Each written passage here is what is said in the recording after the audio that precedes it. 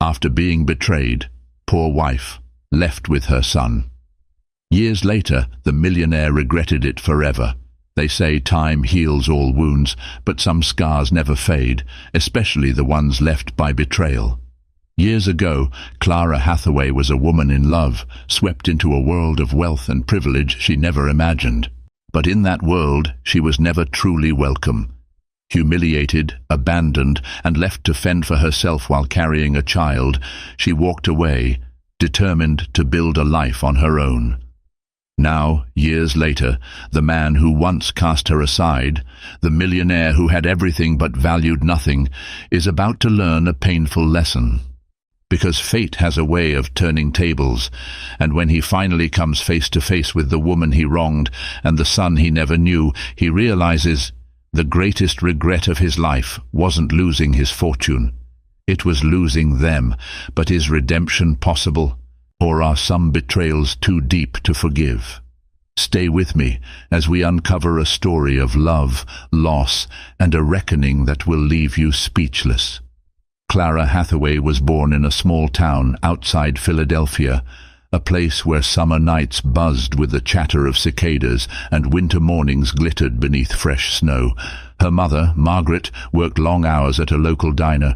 Her father, Charles, was a carpenter who never quite made ends meet. Despite their modest means, Clara was raised with immeasurable warmth and attention. She learned early on that one's value lay not in wealth, but in kindness and resilience. At 16, Clara discovered her talent for painting. She could transform a plain canvas into a riot of color and emotion, capturing sunsets, laughter, and heartbreak. To her father, she confided her deepest secret dream. Someday she wanted to see her artwork displayed in New York's famed galleries. He encouraged her to pursue it, always telling her, "You've got the heart of an artist, Clara. That's more valuable than any fortune." Fast forward to her college years at the University of Pennsylvania, where she studied fine arts. Despite scholarship assistance, she had to work part-time at a catering company to meet her living expenses. It was at one of these events, a lavish charity gala in downtown Philadelphia, where fate intervened. She was on the serving staff that evening, wearing a plain black uniform with a crisp white apron. Meanwhile, Alexander Sterling, who everyone called Alex, was in attendance with his equally affluent friends. He was a young entrepreneur from a rich Boston family, heir to the Sterling Industries empire. With sleek, dark hair and a confident smile, he carried an aura of effortless aristocracy. At that time he was 28, fresh from a triumphant business venture that netted him millions overnight. Alex was bored by the typical crowds at these high society events. Then his gaze landed on Clara, who was quietly serving champagne. Something about her delicate poise, the way she seemed comfortable in her own skin, even while hustling with a tray of glasses, captured his attention. She wasn't trying to impress anyone.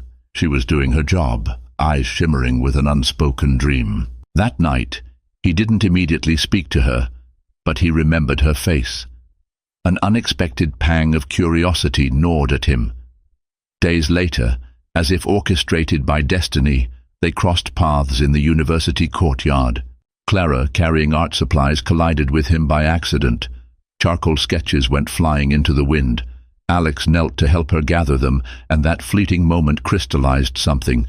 A warmth in Clara's eyes contrasted sharply with the circle of opulence he was accustomed to. A conversation sparked, kindled by genuine interest. Their connection felt natural, like two pieces of a puzzle. Not long after, Alex asked her out for coffee. Clara, initially hesitant, finally agreed. Thus began a whirlwind romance that no one could have predicted, the up-and-coming millionaire and the down-to-earth artist. Their early relationship was woven with stolen kisses between classes, late-night walks by the Squillkill River, and confessions about their dreams for the future. She taught him how to see beauty in small things, while he introduced her to a world of infinite possibility and, admittedly, infinite temptations. In the eyes of the world, they were an odd pair, but in each other's eyes they found a perfect fit. Neither could foresee the heartbreak and public humiliations that would come. not in those early days when love seemed invincible beneath the star-swept sky. A year into their relationship, Clara began to see small fissures in Alex's otherwise flawless facade. While he showered her with gifts, a silver bracelet for her birthday, tickets to exclusive art shows, romantic weekend getaways, there was a guarded intensity lurking beneath his charm. He was fiercely ambitious, constantly surrounded by wealthy friends and business associates who had grown up in the same privileged circles. Clara found herself struggling to keep her footing in that environment. She was a self-made spirit, used to living frugally and working 2 part-time jobs. The ostentatious parties, the designer clothes, and the expensive champagne often felt alien. She tried her best to adapt because she loved Alex, and at times she couldn't help but feel like she was living in a dream, her new life a stark contrast to the diner in her hometown. However, she noticed that whenever Alex introduced her to his associates, an undercurrent of skepticism floated in the air. His friend group included names like Gregory "Greg" Ridley, the heir to a real estate empire, and Sabrina Marchant, a glamorous investor known for her strategic mind and predatory flair in business deals. They would smile politely at Clara, but she sensed their silent judgment. "She's not one of us." It didn't help that Clara was fiercely independent and unwilling to let Alex pay her bills. When he insisted on buying her a brand new BMW for her 21st birthday, she politely declined. "I can't let you do that," she said softly, hoping to appease his pride. "I can't even afford the insurance." The tension spilled over during an after-party at Alex's penthouse suite in New York. Clara witnessed Alex stress out over the slightest thing, like if a waiter brought the wrong brand of sparkling water. She also overheard him on a heated phone call with an investor, using cutting words that alarmed her. She approached him afterward, concern etched on her face. "Are you okay?" He brushed her off with a forced smile. "Just business. You wouldn't understand." That one line stung. You wouldn't understand. It implied an intellectual or experiential gulf that set them apart. She swallowed her hurt, attributing his brusqueness to business pressure. But the cracks had begun, hairline fractures in a seemingly robust relationship. In a quieter moment, Alex confessed his frustration about his father's looming presence. "I have to prove myself, Clara," he said. "My father thinks I'm just coasting on the sterling name." This vulnerability opened a window into his insecurities. Suddenly Clara understood. Alex's arrogance was partly armor to hide a fear of not being good enough. She tried to reassure him, saying, "You're talented, Alex. You have everything you need to succeed on your own." But sometimes no amount of reassurance can fill the void of self-doubt.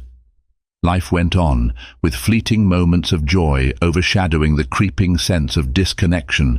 Clara painted, Alex hustled for bigger deals. They still found comfort in each other's arms at night, but beneath the surface, the first cracks in their gilded life were forming. Neither realized how deep those fissures would soon become.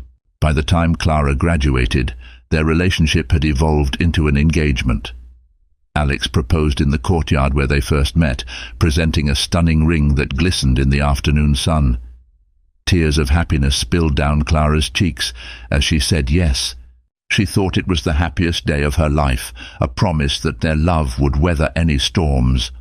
They scheduled a wedding for the following spring at a luxurious vineyard estate owned by Alex's acquaintance, Sabrina Marchant. It was to be a grand ceremony with hundreds of guests, business moguls, celebrities, and politicians. Word traveled in social circles.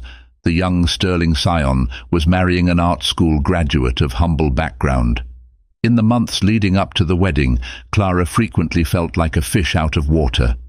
Under the guise of offering help, Sabrina took it upon herself to criticize nearly every choice Clara made for the wedding.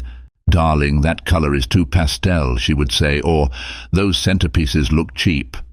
Greg Ridley chimed in with remarks like, "I hope you're prepared for the tabloids," or "Are you sure you can handle the sterling lifestyle?" One evening, the humiliations reached a fever pitch. Clara and Alex attended a charity banquet in Boston, hosted by a prominent figure named Howard Winchester. The event was as glamorous as it was exclusive, featuring a performance by renowned cellist Yo-Yo Ma and a buffet catered by chef Thomas Keller. Dressed in a pale blue gown, Clara clung to Alex's arm, trying to hide her nervousness. During dinner, an influential gallery owner named Meredith Walton approached their table. Clara had spent months yearning to meet someone like Meredith, hoping to secure a chance to showcase her art. Sensing an opportunity, Clara politely introduced herself, heart pounding. But before she could finish her sentence, Sabrina slid into the conversation, overshadowing Clara with boastful chatter. "Oh, Clara's art is nice," Sabrina said, her tone dripping with condescension. "She's got a lovely hobby, but her real focus, of course, is preparing for her new life as Mrs. Sterling." Laughter rippled around the table, though some guests shifted uncomfortably in their seats. Clara's cheeks burned. She looked to Alex, hoping he would speak up, yet he remained silent, offering her a tight smile that seemed to say, "Let it go." Later, when Clara asked him why he hadn't defended her passion, he shrugged. "They didn't mean any harm. You can't be so sensitive." Hurt swirled in her chest. She felt minimized, cast aside as a mere accessory. The seeds of humiliation had taken root, each subtle jab or dismissive remark blossoming into bruises on her self-esteem. She tried to brush them off, told herself love and patience would prevail. But a small, insistent voice in her mind asked, "What if this is my life from now on?" She pushed that question aside, burying it beneath wedding plans and the dream of a happy future. Yet deep down, Clara began to realize that the wealth and influence surrounding Alex were not just gilded frames. They could also be chains, locking her into a world she never asked to enter. When the wedding day finally arrived, it was a sight to behold. The vineyard estate boasted rows upon rows of lush grapevines, an elegant pergola adorned with white roses, and a gentle spring breeze that carried a hint of lavender. Clara wore a gown embroidered with delicate lace, her hair styled in a soft chignon. Alex, in a tailored black tuxedo, looked every bit the dashing groom. From the outside, everything was perfect. Their vows, exchanged under a bright sky, brought tears to many eyes. Clara felt a wave of love and hope, as if the humiliations and judgments of the past months had dissolved under the promise of a new beginning. Alex squeezed her hands and whispered, "I love you." In that moment, she believed him wholeheartedly, but the reception that followed signaled the turning point. The exuberant celebrations included a cocktail hour, a three-course dinner, and a band playing jazz standards. Among the well-wishers were many from the highest rungs of society, yet overshadowing the joy was a sense of competition and scrutiny. Every table buzzed with rumors about business deals, about who wore what designer label, about who was next in line for a board position. Clara felt more like a hostess to the wealthy crowd than a bride meant to be celebrated. Late into the evening, Alex's father, Lawrence Sterling, made a speech. He was a towering figure in a midnight blue suit, his hair silvered with age. Clearing his throat, he raised a glass. "A toast to my son and his lovely bride," he began, maintaining the veneer of paternal warmth. He extolled Alex's business achievements, commending the young man's instincts and cunning. Then he added, almost as an afterthought, "And of course, we welcome Clara into our family. May she be an excellent companion to Alexander and, someday, a wonderful mother to his children." The wording was subtle, but Clara felt a slap of reality. She wondered, is that all I'm meant to be? A companion and a mother? Not a passionate artist with dreams of my own? From that night onward, Alex changed in small but significant ways. He grew more distant, immersing himself in expanding his empire. Their honeymoon was postponed due to pressing business matters. When Clara asked if they could still go for a shorter trip, he refused, saying, "We can't take half measures. I'll make it up to you." At first, Clara tried to be understanding. She painted in her new studio, a wedding gift from Alex, grateful for the chance to create. But the sense of disconnection nagged at her. Their intimate moments were overshadowed by his phone calls, dinners were rushed affairs, and he often returned home so late that she was already asleep. Then came the day she discovered she was pregnant. Clara felt joy surge within her. A new life was growing in her womb. She imagined a child who might inherit her artistic flair or Alex's quick mind. She hoped this news would draw them closer, heal the distant cracks that threatened to break them apart.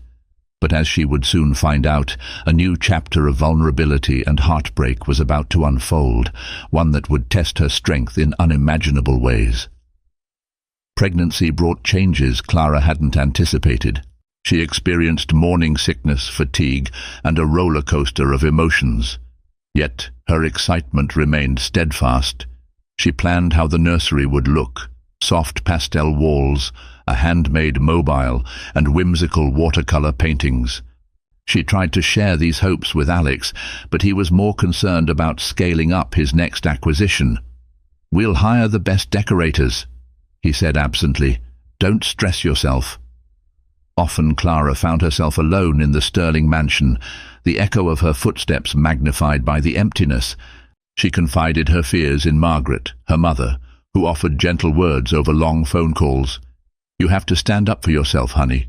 He's your husband, but that doesn't mean you should lose your voice." When she was 6 months pregnant, Alex organized a business event at their home to showcase new developments under Sterling Industries. Among the attendees were Sabrina Marchant, Greg Ridley, and numerous corporate elites.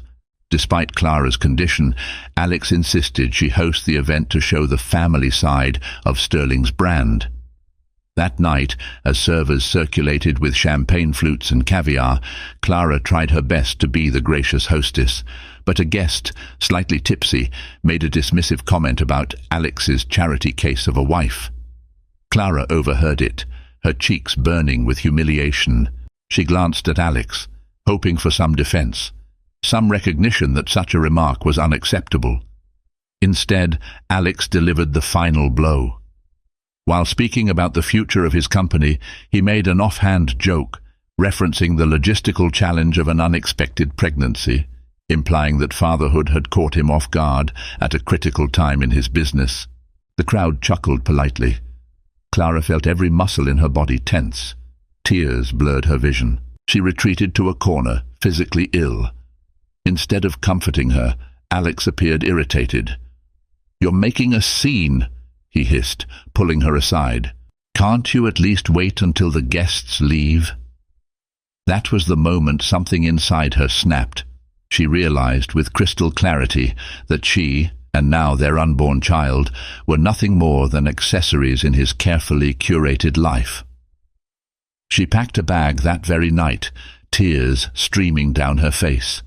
The next morning, she told him she was leaving. His response was cold and laced with anger. "If you walk away now, don't expect to come crawling back," he said. Clara steeled herself. In a quiet voice, she replied, "I won't." Divorce proceedings began swiftly. Alex's high-powered lawyers tried to keep the affair discreet, but rumors circulated. After all, he was a prominent figure. Some tabloids gossiped that she was a gold digger, others portrayed Alex as a ruthless playboy. Only a few recognized the reality: two people once in love, torn apart by pride and humiliation.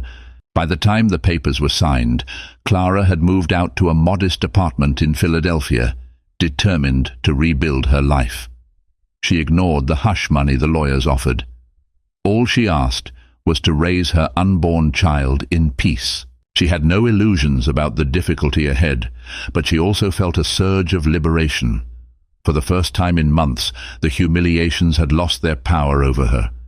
She was ready to stand on her own, for herself and her child. Late autumn leaves swirled around Clara as she stepped out of the courthouse. The final divorce decree rested in her trembling hands, marking both an end and a beginning. She was 7 months pregnant, yet somehow lighter. Freed from the stifling environment of Alex's world, she could finally breathe again. She moved into a small rented apartment in a neighborhood near Center City. It wasn't luxurious. The paint was peeling in a few spots, and the pipes clanged when water heated. But it was hers. She set up her easel by the largest window, where natural light poured in.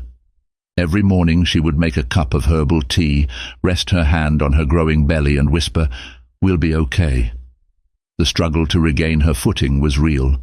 She had to find a new job despite her pregnancy. Thankfully, a friend from art school, Jennifer Delgado, recommended her for a part-time teaching position at a community center. The pay was modest, but it allowed Clara to share her love of painting with children from disadvantaged backgrounds. She found solace in their joyful energy, in their bright eyes brimming with curiosity. At night, Clara painted. She poured her heartache and hope onto the canvas, exploring themes of metamorphosis, flowers breaking through concrete, birds taking flight. To her surprise, some of her pieces caught the attention of a small local gallery owned by an older woman named Rose Williams. Rose admired Clara's raw emotion, and soon Clara had her first local exhibit. Though it was a modest affair, it felt monumental to her. With each stroke of her brush, she rebuilt the fragments of her identity. Meanwhile, Alex was nowhere in sight. The only time she heard his name was through the occasional news snippet or social media post, touting Sterling Industries' latest triumph. While the tabloids briefly covered their divorce, interest waned when Clara refused interviews and Alex remained silent. Then came the day her water broke 2 weeks before her due date. Jennifer rushed her to the hospital. The delivery was neither simple nor painless, but after hours of labor, Clara gave birth to a healthy baby boy, whom she named Lucas. In her arms, Lucas's tiny fingers curled around hers, and Clara felt an overwhelming surge of love. Tears of joy mingled with sorrow that Alex wasn't there, but she pushed that thought away. This was her moment, her new beginning. Motherhood was a whirlwind of midnight feedings, diaper changes, and constant worry. But the first time Lucas smiled at her, all the exhaustion melted into pure adoration. She vowed to provide him with a life rich in love and creativity, even if financial struggles persisted. Days turned into weeks, and soon Lucas was cooing and kicking in his baby gym. Clara found a new routine. Teach painting classes at the community center in the morning, care for Lucas in the afternoon, paint at night when he slept. Each day brought small victories, Lucas rolling over for the first time, Clara selling a painting for a few $100s, and the glimmer of confidence returning to her eyes. Yes, life was harder now without the safety net of wealth, yet in many ways Clara felt more whole than she had in a long time. The humiliation from Alex's world still haunted her sometimes in her dreams, but each sunrise reminded her that she was free to pursue her own path, and that meant more than any fortune could buy. Lucas was the sun around which Clara's world now revolved. He had a head of dark hair, a cooing laugh, and eyes that sparkled with mischief. Even at just a few months old, he seemed alert to the colors and shapes around him, often babbling in delight when Clara painted. One chilly winter evening, as Clara gently rocked Lucas to sleep, she received a call from Margaret. Her mother was coming to visit. When Margaret arrived, she scooped Lucas up into her arms and showered him with grandmotherly affection. Margaret's eyes filled with pride at how her daughter had managed on her own. "You've done so well, sweetheart," she whispered, pressing a kiss to Clara's forehead. Still, the topic of Alex lingered like a ghost in the background. Margaret inquired politely, "Has he reached out?" Clara shook her head. "Not once. Not even to check on Lucas." Her tone held sadness, but also resignation. She had made her choice, and she didn't regret it, at least not for her own sake.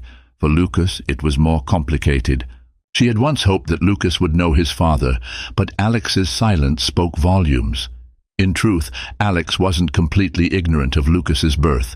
He had been notified by his lawyers, who advised him on custody and support. Initially, Alex seemed content to settle everything through his legal team. Clara refused any large sums or monthly stipends. She worried that it might entangle her again in Alex's life on his terms. However, she didn't block him from acknowledging his child. She left that door open, hoping against hope that the father in him would care enough to walk through it. Time passed, and Lucas began to crawl. Clara took countless photographs of him, capturing every tiny milestone. She hung them on the walls, filling the apartment with memories instead of regrets. Occasionally, she posted a photo on social media, but only for a small circle of friends. She never tagged Alex, never sought his attention. Yet part of her still wondered, does he think about us? Behind the scenes, Alex was indeed thinking, though not in the ways Clara might have expected. He was consumed with regret, battling an internal war between pride and longing. He read every update his lawyer sent him about Lucas's progress. A part of him wanted to pick up the phone, to see his son for the first time. But another part, hardened by arrogance, believed that if Clara had really cared, she would have told him directly and invited him in. He rationalized his inaction with the thought that she chose to leave, so it was on her to bridge the gap. And so, father and son remained separated by ego and past hurts. Clara, meanwhile, focused on survival and small joys. She found time to paint whimsical scenes of mother and child, eventually selling them in the local gallery. She poured every ounce of love into Lucas, determined to give him the childhood she wished she'd had, one filled with security, affection, and an appreciation for life's simple wonders. No matter how tired she felt, or how her bank account dwindled some months, Clara never wished to return to the Sterling mansion. She had escaped a life that suffocated her soul. In her cozy apartment, rocking Lucas to sleep, she realized she had discovered something priceless, a sense of self-worth that no amount of wealth could ever replace. When Lucas turned 1, Clara threw a small birthday party in her apartment, inviting a handful of close friends from the community center and her mother. The atmosphere was filled with laughter, balloons, and the scent of a homemade vanilla cake. Lucas squealed in delight as he smeared frosting across his cheeks, his bright eyes dancing under the soft glow of fairy lights strung up around the living room. The party also marked a turning point for Clara's career. Rose Williams, the gallery owner who had taken an interest in her art, approached her with an exciting proposition, a solo exhibit showcasing Clara's motherhood-inspired series. Clara could hardly believe it. This opportunity was a beacon of hope, proof that she could stand on her own 2 feet, artistically and financially. In the weeks leading up to the exhibit, Clara poured her energy into creating her most personal paintings. Themes of rebirth, redemption, and maternal love dominated the canvases. She depicted silhouettes of mothers cradling their infants against dawn skies, phoenixes rising from ashes, a visual metaphor for her own transformation. Lucas often played at her feet, giggling and babbling as she worked. Whenever she felt a pang of self-doubt, she would look at him and remember why she had chosen this path. On the night of the exhibit's opening, a modest crowd gathered in Rose's gallery. The walls were lined with Clara's paintings, each radiating a sense of vulnerability and quiet strength. Jennifer Delgado was there, as was Margaret, who proudly told anyone within earshot, "That's my daughter's work." Among the guests was a familiar name, Meredith Walton, the influential gallery owner Clara had once tried to speak to at the charity banquet in Boston. Meredith had heard buzz about a raw, emotive collection by a rising artist and decided to attend. She introduced herself to Clara, this time with genuine interest. "Your work moves me," Meredith said. "There's honesty here that's rare in the art world." Clara felt her pulse quicken. She recalled how different things had been when Sabrina Marchant had overshadowed her in that humiliating conversation. Now she stood on her own, with her paintings speaking volumes. By the end of the evening, Meredith offered to collaborate, perhaps even connect Clara with larger galleries in New York. Clara agreed to stay in touch, feeling gratitude and excitement bloom within her. The success of the exhibit brought in sales, enough to allow Clara to upgrade her supplies and pay off some lingering medical bills from Lucas's birth. More importantly, it validated her decision to leave Alex and reclaim her life. Still, she couldn't escape a quiet sadness. She watched as other parents, particularly couples, strolled the gallery with their children. Lucas was happy, but he was missing something: a father figure. Clara had chosen to protect her son from an environment rife with humiliation and emotional neglect, but she wondered if she'd robbed him of the chance to know his dad. Each milestone in her success felt bittersweet, tinged with the memory of what once was. Yet for the first time, Clara felt truly alive, standing on her own merits. In her small corner of Philadelphia, with her son at her side, she was rising from the ashes of a broken marriage, forging her destiny with grace and determination. For Alex Sterling, life had continued in a superficial sense of triumph. He finalized a merger that doubled Sterling Industries' market share, earning him accolades from the business world. Lavish galas, black tie events, and high-stakes negotiations filled his calendar. To an outsider, it appeared he'd never been better. He was, after all, a multimillionaire still climbing the ranks of the ultra-wealthy. But beneath the polished exterior, Alex was haunted. Late at night, in the silence of his penthouse overlooking the city, he'd pour himself a glass of expensive scotch and stare at the city lights. His mind drifted to Clara, her laugh, her art, her unwavering gaze. He recalled how she used to rest her head on his shoulder, eyes closed, listening to the distant hum of traffic on the Schuylkill River. Now, every corner of his pristine home seemed devoid of warmth, filled only with the echoes of her absence. He'd received occasional updates from his lawyers about the baby boy, Lucas. Each time, he felt a pang in his chest. His name was on the birth certificate. Clara hadn't contested that, but he had no relationship with his own son. Pride and shame kept him from reaching out. She left me, he told himself. She took my son with her. Yet a deeper truth gnawed at him. I pushed her away. One evening, Alex received an unexpected phone call from Sabrina Marchant. She was in town and wanted to meet for drinks. Initially, Alex hesitated. He knew Sabrina had always harbored more than a friendly interest in him. But he was lonely, and a part of him yearned for any distraction from the persistent regret. They met at a swanky rooftop bar, sipping imported wine under the glow of city skyscrapers. Sabrina talked about her latest conquests in the venture capital world, flaunting her cunning deals and high-profile connections.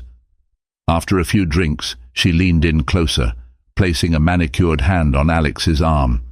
"You know, you're better off without that artist," she said with a dismissive sneer. "She was never one of us." A wave of revulsion swept through Alex. It struck him how those words he might have once silently agreed with, now felt hollow and cruel.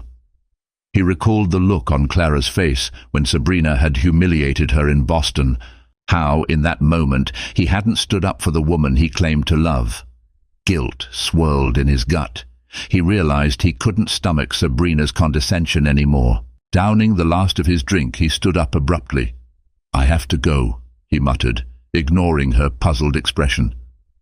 Back in his penthouse, he paced the floor, wrestling with memories of Clara. He found himself scrolling through old photos on his phone, a snapshot of them at a farmer's market, another where Clara was laughing at something silly he'd said. He stopped at a picture of Clara, pregnant, her eyes glowing with anticipation. "I'm sorry," he whispered to no one, a lump in his throat. Within days, Alex caved to the urge he'd been resisting for over a year. He dialed the number his lawyer had given him, Clara's personal cell. It went straight to voicemail. Nervously, he left a brief message, voice trembling slightly. "Clara, it's Alex. I'd like to see Lucas and talk, if you're open to that." He hung up, heart pounding. Nothing he owned, no car, no mansion, no business success, could quell the fear of her rejection. For the first time, he laid bare a vulnerability that he'd spent his whole life hiding. Would she answer his call, or would she protect her heart and their son from the man who had failed them so profoundly? Clara's phone buzzed on a windy evening as she hurried into her apartment with groceries and a squirming Lucas in tow. Setting the bags down, she glanced at the screen and felt her heart jump. Missed call from Alexander Sterling. Voicemail 1. She stood frozen, conflicting emotions swirling in her chest. It had been nearly 2 years since she'd heard his voice. She pressed play, listening to Alex stumble through an awkward request to see Lucas. A chaotic mix of anger, sadness, and a faint sense of relief flooded her. He finally called. For days, Clara couldn't decide whether to return his call. She discussed it with Margaret, who advised caution but acknowledged that Lucas might someday want to know his father.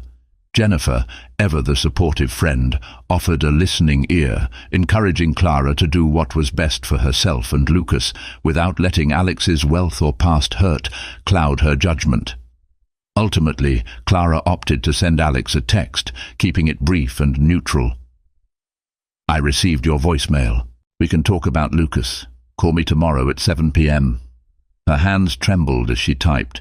She felt like she was opening a door she'd bolted shut long ago. The next evening, Clara waited in her living room, Lucas asleep in his crib. When her phone rang at exactly 7 p.m., she answered, heart thudding. "Clara," Alex began hesitantly, "thank you for taking my call." Silence stretched as she weighed her words.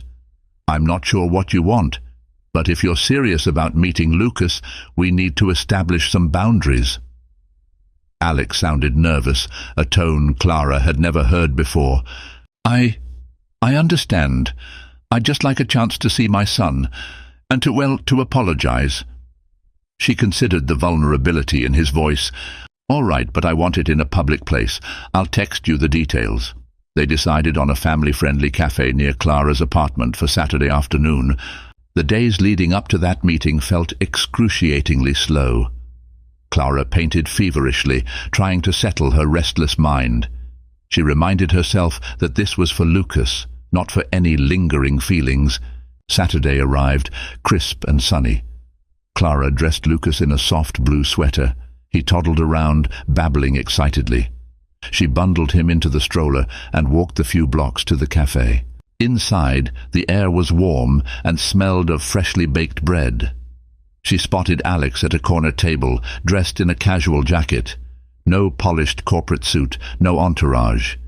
He looked thinner, his hair slightly disheveled. When he saw them, he stood up, hands trembling at his sides. His eyes locked onto Lucas, who peered up at him curiously. Clara felt a pang in her chest when she noticed the glimmer of emotion in Alex's eyes, an unspoken regret and longing. "Hi," Clara said, her voice barely above a whisper. Alex knelt down, meeting Lucas at eye level. "Hello, Lucas," he said gently. Lucas clung to Clara's leg, but stared at Alex with wide eyes. After a moment, Alex smiled tentatively, and to Clara's surprise, Lucas giggled. A wave of relief washed over Alex's face, as though he'd been granted permission to feel something he'd denied himself for too long. Thus began the first step toward an uncertain future. Their paths had collided once again, not as husband and wife, but as two people bound by a child, each carrying wounds that had yet to heal. The meeting at the cafe lasted over an hour. Clara sipped tea while Lucas, sitting in a high chair, snacked on crackers. Across the table, Alex's gaze shifted between his son and the woman he once called his wife. He tried to make small talk about Lucas's milestones, faltering in the face of Clara's guarded demeanor. Eventually, Clara found the courage to be direct. "Why now, Alex?" she asked, her voice steady but laced with vulnerability. "You ignored us when I was pregnant, during Lucas's birth, his first steps. Why reach out now?"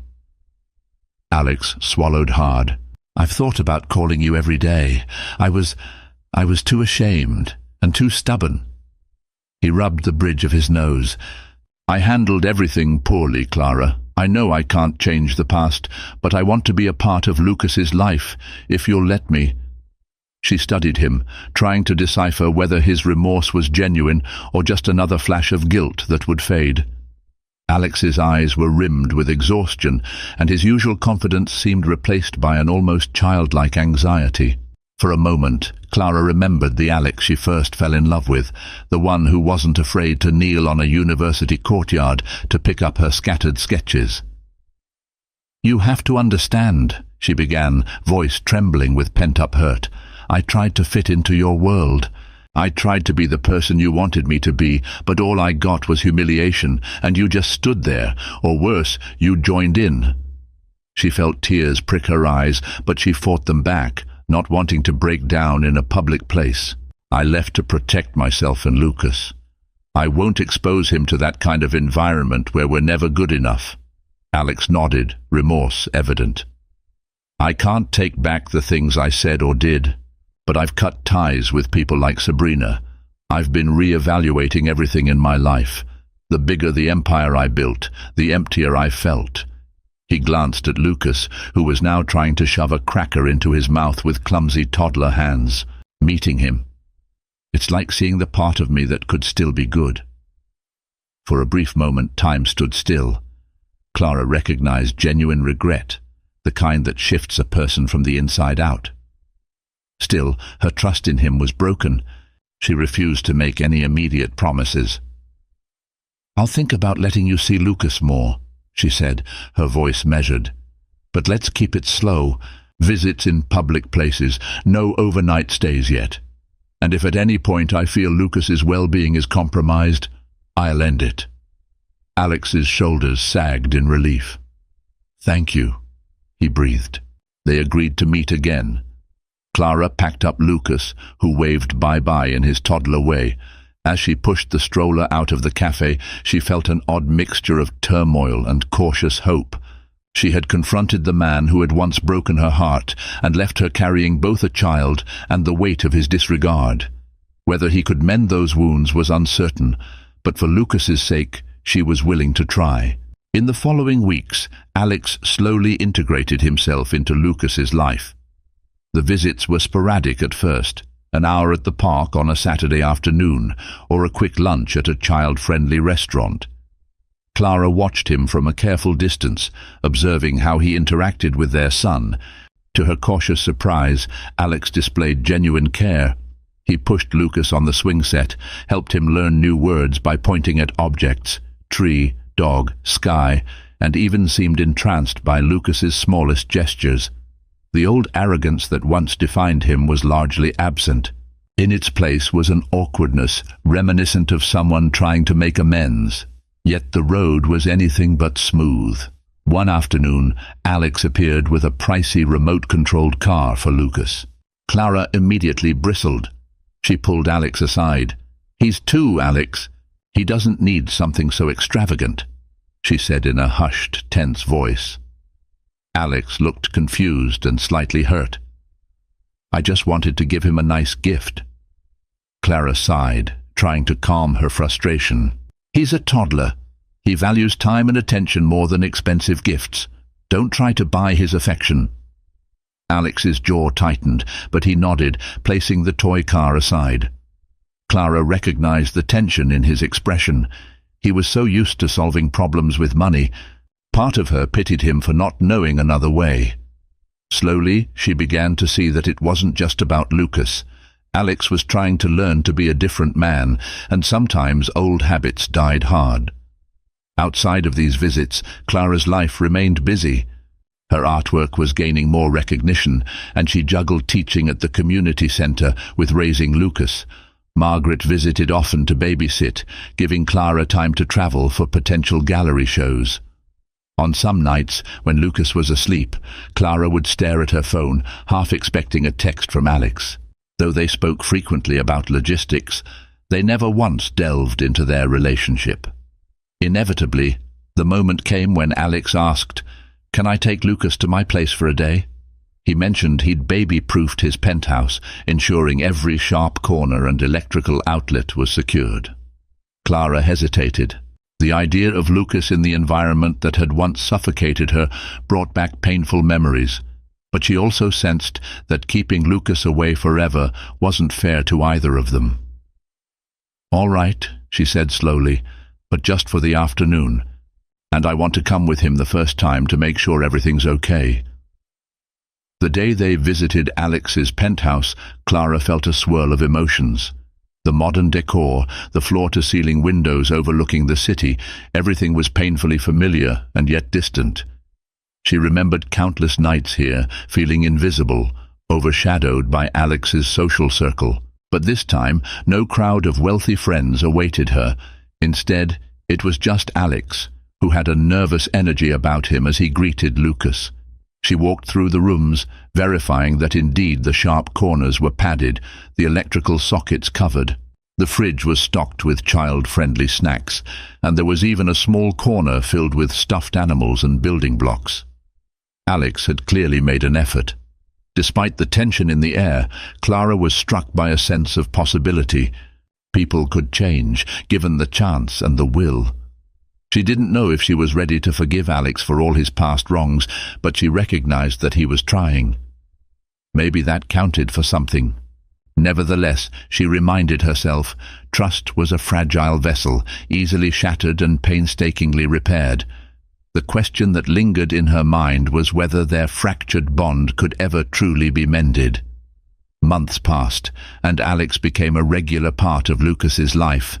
Saturdays were spent at the park or the children's museum. Wednesday afternoons, Alex would drop by the community center after Clara's classes ended, offering to help carry her supplies or simply watch Lucas color with crayons. Over time, Clara could see the bond forming between father and son. Yet the dynamics between the two adults remained fraught with unspoken feelings. Their conversations revolved around Lucas, his preschool options, his new favorite foods, the adorable drawings he made. They carefully skirted around their past relationship, though the tension between them was palpable. One rainy evening, after they had taken Lucas to a puppet show, Alex offered to drive Clara and Lucas home. Lucas dozed off in the back seat, lulled by the patter of raindrops on the window. As Alex pulled up in front of Clara's building, he hesitated. "Could I come up for a minute? I'd like to help put Lucas to bed, if that's okay." Clara bit her lip, torn. She finally nodded. "All right, but just for a minute." Inside, Alex gently carried Lucas to his small bedroom, tucking him into his toddler bed. He paused, gazing at the child's serene face. Clara stood in the doorway, arms folded, unsure how to handle this sudden intimacy. When Alex emerged, he lingered in the hallway, their eyes meeting in the dim glow of a nightlight. 1,000 emotions welled up in Clara: love, anger, hurt, longing. She opened her mouth to speak, but words failed her. Alex, too, seemed at a loss. Finally he sighed heavily. I'm sorry, Clara, for everything." His voice trembled. "Leaving you alone while you were pregnant, not defending you when you needed it most. If I could go back—" "You can't," Clara interrupted, her voice steady. "Neither of us can change the past." Silence enveloped them, punctuated only by Lucas's soft breathing. Clara tried to remain composed, but tears gathered in her eyes. "You broke my trust, Alex. You let others treat me like I was nothing, and you treated me that way too." Alex reached out tentatively, but he didn't touch her. "I know, and I'll regret it for the rest of my life." His eyes glistened under the faint light. "But I also know that I want to be here, with you and Lucas, in any way you'll let me." A storm of conflicting emotions roared within her. She was exhausted from carrying the weight of betrayal for so long. She had built walls to protect herself, but now those walls were trembling. She let out a shaky breath. "I don't know if I can ever trust you again the way I once did," she admitted, her voice cracking.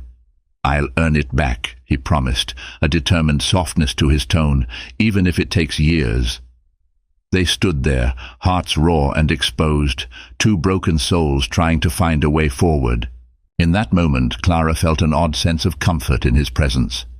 Despite the pain, there was still a spark, faint and wounded, but alive. She nodded slowly, tears slipping down her cheeks. "Then keep showing up, for Lucas, for me. We'll see where that leads." Alex pressed his lips together, fighting back his own tears. "I will." And so they ended the night not with a passionate reunion, but with a promise to try. Sometimes the path to mended hearts begins not with a grand gesture, but with small steps born of genuine remorse and cautious hope. Over the next year, the delicate dance between Clara and Alex continued. Their progress was marked not by dramatic declarations, but by incremental shifts in how they treated each other, how they learned to co-parent, and how they faced the remnants of their shared past. Alex began attending Lucas's preschool events. At first, he would sit in the back row, cautious not to overstep, while Clara hovered protectively near their son. Over time, teachers and other parents grew used to seeing them together, albeit not as a traditional couple. Lucas's face lit up whenever both Mommy and Daddy appeared at the same event. The child's obvious joy pulled them closer in ways neither anticipated. Clara's art career continued to blossom. Her exhibit with Meredith Walton in New York was a modest triumph, garnering positive reviews in a few reputable art magazines. She found herself being commissioned for bespoke pieces, portraits, custom murals, and even a collaboration with a local non-profit to create a mural depicting family unity in a struggling community. Through her art, she channeled not just her pain, but also her healing. Alex, for his part, made conspicuous efforts to distance himself from his former social circle. He resigned from exclusive clubs where Sabrina Marchant and Greg Ridley reigned supreme, opting instead to invest his time and capital in philanthropic ventures. He funded scholarships at community art centers. He launched an initiative to develop affordable housing in Philadelphia's underserved neighborhoods. Though part of his motivation was altruistic, another part was personal. He wanted to become a man worthy of Clara's forgiveness, or at least her respect. In time, Alex also reached out to Margaret, inviting her over for a cordial lunch. The conversation was polite, laced with the awkwardness of two people who had once been family and were now working toward mutual understanding. Margaret was cautious but civil, recognizing that Alex was, indeed, making an effort to atone. An unexpected twist came when Clara was invited to showcase her work at a high-end art festival. The venue, a sprawling estate in Napa Valley, a location that stirred memories of her ill-fated wedding. When she hesitated to accept, Meredith Walton encouraged her to embrace the opportunity. "Your art deserves that stage, Clara. Don't let old wounds rob you of new victories." After weighing her options, Clara agreed, deciding that facing her painful memories might help her move forward. As the festival date approached, she learned the estate hosting the event was none other than one owned by the Marchant family. Sabrina was rumored to be involved in the festival's planning. The prospect of seeing her again made Clara's stomach churn, but she pushed aside her discomfort in favor of professionalism. Alex found out about the show and, without hesitation, offered to accompany Clara and Lucas for support. At first, she refused. She didn't want any drama overshadowing her art. But as the date loomed, Clara recognized that having Alex there to watch Lucas would free her to focus on her exhibit. Reluctantly, she agreed. When they arrived in Napa, the air was thick with tension. The vineyard sprawled across rolling hills, the vines heavy with ripening grapes. Clara couldn't help but recall her wedding day, the same sweet scent of grapes in the air, the same manicured rose. This time, instead of wearing a bridal gown, she wore a simple linen dress, splattered with paint. In her arms was a portfolio of new pieces, reflective of her evolution, both as an artist and a person. She quickly set up her station. The festival drew in wealthy patrons, gallery owners from across the country, and socialites who loved to flaunt their taste for culture. Among them was Sabrina Marchant, who glided through the crowd in a sleek designer dress, exuding the same arrogant confidence as ever. Sabrina paused at Clara's display, her gaze flicking over the paintings with a detached curiosity. "You've improved," she remarked, a note of patronizing surprise in her voice. "I suppose motherhood can inspire creativity in some women." Clara steadied her breath, determined not to let Sabrina's condescension unravel her composure. Before Clara could respond, Alex stepped into view, Lucas in tow. The sight of Alex beside Clara seemed to jolt Sabrina, her usual cool demeanor cracking for a moment. She plastered on a grin. "Alex, darling, I didn't expect to see you here, and with the family no less." Lucas sensed the tension and clung to Clara's leg. Alex, voice calm but firm, replied, "I'm here to support Clara. This is her show." Sabrina's eyebrows rose. "Is that so? Well, how domestic of you." Her gaze drifted to Clara's ringless hand, a smirk playing on her lips as though to remind them all of the past humiliation. Clara felt the old sting, but she met Sabrina's gaze evenly. "Thank you for hosting such a wonderful festival," she said politely, refusing to be goaded into conflict. She reminded herself that she was no longer the shy, easily intimidated woman Sabrina had once belittled. After an awkward silence, Sabrina retreated to mingle with other guests. Alex placed a reassuring hand on Clara's shoulder. "You okay?" he asked quietly. Clara nodded, exhaling. "Yes, I am." She realized the words felt true. She was okay. Seeing Sabrina no longer held the power to devastate her. She'd grown stronger, armed with self-worth and the knowledge that her art and her life could stand on its own. As the festival progressed, Clara's booth attracted genuine interest. A few collectors expressed intent to purchase her paintings. One of them was a famous musician, evidently struck by the raw emotion in her work. Another was a seasoned art curator from San Francisco, who invited Clara to join a group exhibition. By the end of the day, Clara had sold 3 of her pieces, netting more in a single afternoon than she used to earn in a month. She felt a dizzying mix of pride and humility. When Lucas raised his arms, demanding to be carried, Clara scooped him up and kissed his cheek. This was the life she'd fought for, a balance of motherhood, artistic fulfillment, and emotional independence. Alex, who had been standing by with a quiet smile, approached after the curator left. "Congratulations," he said. "I'm proud of you." Something about his tone made Clara look up. She saw tears brimming in his eyes, tears of genuine admiration. For a moment she felt the rush of old emotions, how she once believed in a future with this man, yet she also remembered the heartbreak he'd caused. Still, she allowed herself a small, grateful smile. "Thank you," she replied. "That means a lot." That evening they attended a private reception for participating artists. Lucas stayed at the hotel with a trusted babysitter. Guests mingled under strings of fairy lights, sipping wine and sampling canapes. The afterglow of her successful day lingered around Clara, giving her a buoyant confidence. Alex hovered near her, engaging in light conversation about her artwork. When the event ended, they found themselves walking along a moonlit path between the grapevines, the night air fragrant with ripe fruit. Soft music floated from the distance, and the sky was ablaze with stars. Clara paused by a wooden fence, gazing out at the vineyard under the silver glow of the moon. The memories of her wedding day, of humiliations endured in this very environment, resurfaced. Yet, this time, she didn't feel the crushing weight of those memories. Instead, she felt a quiet release, as if the vineyard's night breeze carried away the last remnants of her pain. Alex stood beside her, hands in his pockets. "I've been thinking," he said softly, "about how much has changed since we were here last. How much I've changed." She turned to him, caught off guard by his earnestness. He continued, voice tremulous. "I was so blind, Clara.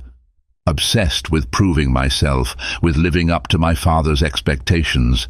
I didn't realize I was stomping on the very love that gave my life meaning." Clara's throat tightened. "We both made choices," she said, her voice steady but laced with emotion. "I'm grateful for Lucas, but the pain we went through, sometimes it still feels so fresh." Alex nodded. "I know it's not something we can just forget, but I want you to know that I'm willing to spend the rest of my life making amends, if that's what it takes." Silence enveloped them, punctuated by the quiet hum of insects in the vineyard. Slowly, tentatively, Alex reached for Clara's hand. She didn't pull away. The warmth of his touch sent a cascade of emotions through her: regret, longing, affection, and an ever-present caution. She looked down at their hands, remembering how once upon a time their fingers entwined so naturally. "I don't know if we can ever go back to how we were," she whispered, tears threatening to spill. "I'm not asking to go back," Alex said. "I want to move forward, start anew, if we can. Even if it's just as co-parents who respect each other. But if there's a chance, even the slightest possibility, that we can rebuild something, I want that chance." Clara let out a shaky breath. "I'm scared. Our history it's messy." He nodded, eyes glimmering. "I'm scared too, but it's a good kind of fear, like stepping onto a stage to perform something meaningful." She closed her eyes, letting the moment sink in. The memory of his earlier betrayals was still there, but so was this raw, honest version of Alex, who had spent the past year proving that he could be better. She had seen him cradle Lucas with care, volunteer at the community center, support her art career without overshadowing it, apologize to Margaret, actions that spoke louder than any words. When she opened her eyes, she found him watching her, breath held. She gave the faintest nod, exhaling softly. "Let's see where this goes, one step at a time." A tear slipped down Alex's cheek and he gently brushed it away, a soft laugh escaping his lips. He pulled her into a careful embrace, as though he might scare her off if he held on too tight. She rested her head against his shoulder, inhaling the faint scent of his cologne, mixed with the sweet vineyard air. In that quiet moment, they weren't the broken couple they once were. They were two people forging a path toward redemption and, possibly, rediscovering love. In the months that followed, Clara and Alex navigated a new phase of their relationship. They saw a counselor together to address their past traumas, learned how to communicate without letting bitterness devour them. They fell into a rhythm of co-parenting that gradually blossomed into genuine partnership, and then something deeper. Their reconciliation didn't happen overnight. Clara insisted on maintaining her independence. She refused to move back into Alex's penthouse until she was certain this was what she wanted, not just what felt familiar. Alex respected her wishes, suggesting only that he spend more time in her apartment so Lucas wouldn't have to shuttle between two homes constantly. In the years to come, they built a life grounded in shared purpose. Clara opened her own art studio, mentoring young artists who faced financial barriers, much like she had in her youth. Alex continued to expand his philanthropic work, pouring resources into educational programs and community developments. Lucas grew up surrounded by a blend of creativity and compassion, learning that success meant more than money. It meant empathy, perseverance, and the courage to rectify one's mistakes. On quiet evenings, Clara and Alex often sat together in her studio. She painted, and he read or tinkered with business proposals on a tablet. Every so often he would glance up, catching her eye with a smile that said, "I'm grateful." She would smile back, painting a bright new stroke of color that symbolized hope on a canvas that was once filled with sorrow. And that, perhaps, was the truest form of a happy ending. Not a perfect life, but a real one, where two flawed individuals, bound by love and redemption, found the courage to forgive, to grow, and to create a future that honored the pains of the past without being defined by them. They had learned that sometimes the greatest fortune in the world lies not in riches or social standing, but in the fragile, resilient connection between two hearts, and the child who made their love story worth saving. And so, Clara and Alex's journey wasn't about rewriting the past. It was about rebuilding the future, one step at a time. From betrayal to redemption, from heartbreak to healing, they discovered that true love isn't just about grand gestures or second chances. It's about growth, accountability, and the courage to make things right. But what do you think? Can love truly conquer all? Would you have given Alex another chance, or was Clara's decision too forgiving? Let me know in the comments below. Imagine walking into the most lavish baby shower you've ever seen. crystal chandeliers twinkling above towers of pastel macarons, designer goodie bags lining each seat, and a guest list that reads like a who's who of society's elite. But there's a dark secret beneath all that sparkle. The woman throwing this extravaganza is not the mother-to-be's best friend. She's the millionaire's mistress, and the mother-to-be. She's out of the picture, or so everyone thinks, until suddenly the doors swing open. In strides the real pregnant wife, clutching a marriage license that's about to unravel every lie in this glitzy room. Welcome to the scandal. Damien Blackwell wasn't born into wealth. He fought for it with the kind of ruthless ambition that made him as feared as he was admired. Standing at 6'2", with carefully styled jet black hair, Damien possessed an intensity that could either captivate or intimidate, depending on which side of his generosity you landed on. By age 35, he had turned a small real estate venture into a sprawling empire. His name was whispered at exclusive charity balls, and he was recognized by moguls in the business world. Tabloid columns loved to label him a self-made millionaire with a heart of stone, yet society columns fawned over him as the unstoppable visionary on the rise. Despite the rumors swirling around him, people craved his presence. They invited him to their galas and philanthropic events, hoping a portion of his Midas touch might rub off. He'd appear in the company of A-list celebrities. Oprah Winfrey once interviewed him on a short segment calling him the real deal, and he'd been spotted at a fundraiser sitting next to Bill Gates discussing global real estate strategies. His was a name that opened doors, sealed deals, and turned heads. But behind the veneer of polished success lay a tangled personal life. Damien was married, though not everyone in his social circle knew it. And he also had a mistress, a younger woman named Charmaine Delgado, who was cunning enough to stand by his side when it mattered, and discreet enough to remain in the shadows until she chose not to. It all began one deceptively quiet morning in their New York penthouse. Damien sipping his black coffee, looking over spreadsheets of property acquisitions. Charmaine flipping through a luxury magazine, her eyes lingering on an article about extravagant parties.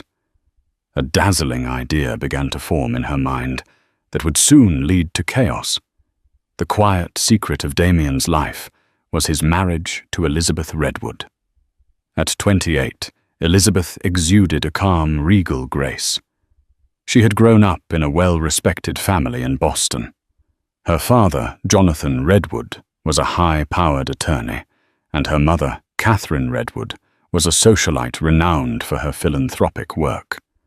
Unlike Damien, Elizabeth had come from money, but she carried her privilege with humility.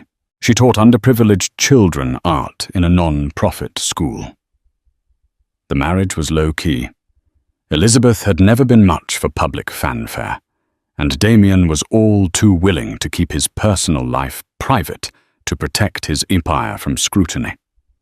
Over the years, they had cultivated an image of a silent, behind-the-scenes couple, rarely photographed together, rarely attending events hand in hand.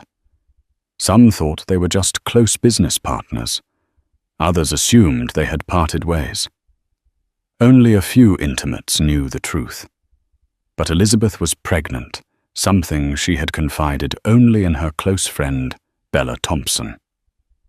They were planning to tell the world in their own time, but the pregnancy was a delicate matter. She had suffered 2 miscarriages in the past, and the heartbreak made her cautious. So Elizabeth kept a low profile, preferring to rest in the couple's Connecticut estate, rather than remain in the hustle and bustle of the city.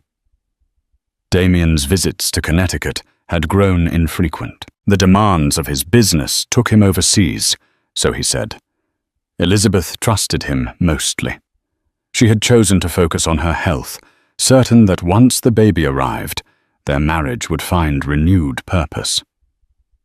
What she didn't know was that Damien wasn't merely away on business. He was in Manhattan often with Charmaine Delgado on his arm. And Charmaine was hatching a plan that would rattle the foundations of everything Elizabeth believed about her marriage. Charmaine Delgado was a woman who knew how to make an entrance. With chestnut brown hair styled in sleek waves, impeccable designer outfits, and a fierce determination in her hazel eyes, she had carved out a place for herself in high society, albeit on the margins of respectability. People whispered that she was Damien's mistress, but they also noticed that her circle included the wives of major hedge fund managers, fashion influencers, and even small-time celebrities who adored her lavish dinner parties. She wasn't satisfied with being a well-kept secret. Her ultimate goal was to become the next Mrs. Blackwell. She loved the taste of power she enjoyed at Damien's side. The hush money, the compliments, the exclusive events he brought her to under the pretense of a business associate. She wanted more than stolen weekends in a Paris penthouse or summers at a Tuscan villa. She longed to replace Elizabeth Redwood, whom she considered dull and undeserving of the empire Damien was building. "Have you thought about throwing a party?" Charmaine cooed one morning as she lounged in Damien's penthouse, the city skyline glittering behind her. A big one, with all the right people. It could be a statement event. Maybe a fundraiser for your new philanthropic arm. Damien, engrossed in reading a financial report, merely raised an eyebrow. "You know those events are important, but we have an entire pep team that organizes them. I don't need more noise around me," she persisted. "We need to show the world you're a man of the people, not just a cutthroat deal-maker. And you know I can handle logistics. Our friend Ariana Roswell from the Van Cleef & Arpels brand could sponsor part of it. It'll be huge, darling." He shrugged. "I'll consider it. Right now, I'm more focused on finalizing a land acquisition in Dubai." But that was just the first step of Charmaine's plan. She knew a single social event wouldn't be enough to stir up the scandal that might eventually push Elizabeth aside. She needed something bigger, something personal. And an opportunity was about to present itself in the most unexpected way. Miles away, Elizabeth Redwood was experiencing a new wave of morning sickness in the Connecticut estate. Damien's presence had dwindled to phone calls, text messages. They were cordial, affectionate, even, but detached. He assured her he was overworked and traveling internationally, promising that once deals were settled, he'd be back for a calm, quiet life together, especially when the baby arrived. Late one night, Elizabeth felt an unsettling pang in her chest that had nothing to do with pregnancy. It was a sense that something was off. Her friend Bella had dropped by earlier in the day, showing her social media photos from a party Charmaine Delgado had thrown. Charmaine's Instagram stories were suspiciously replete with hints of a wealthy backer. The location was suspiciously similar to a penthouse Elizabeth recognized as one of Damien's properties in Manhattan. Elizabeth tried to stifle the jealousy, telling herself that this was just a business associate hosting a private function. But the uneasy feeling refused to go away. After all, rumors about an affair had trickled through her social circle for some time, but she had always dismissed them as petty gossip. Now the evidence was piling up, pictures of Charmaine in lavish settings that Elizabeth knew only Damien could access. She placed a hand on her small baby bump. With the child's gentle fluttering in her womb, it felt like both a promise and a reminder. She and Damien were a family. They had a future. She told herself, "I have to trust him. Stress is the last thing I need right now."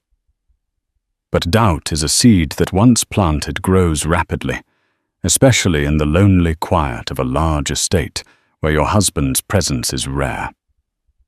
One drizzly afternoon, Charmaine discovered the depth of Damien's secret. A single oversight on his part, he had left a series of open messages on his laptop while he stepped away to answer a phone call. Charmaine saw a digital note from Damien's assistant congratulating him on his wife's pregnancy. Charmaine's heart clenched. She knew Elizabeth existed, but she hadn't realized Elizabeth was pregnant. Jealous fury simmered beneath her carefully poised exterior.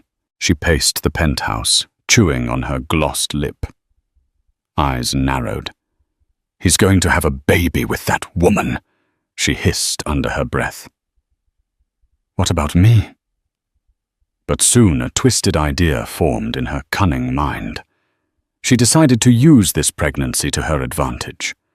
If she could insert herself into the baby's life, she might become indispensable. And so she hatched a plan, so audacious it felt almost delirious, host a baby shower.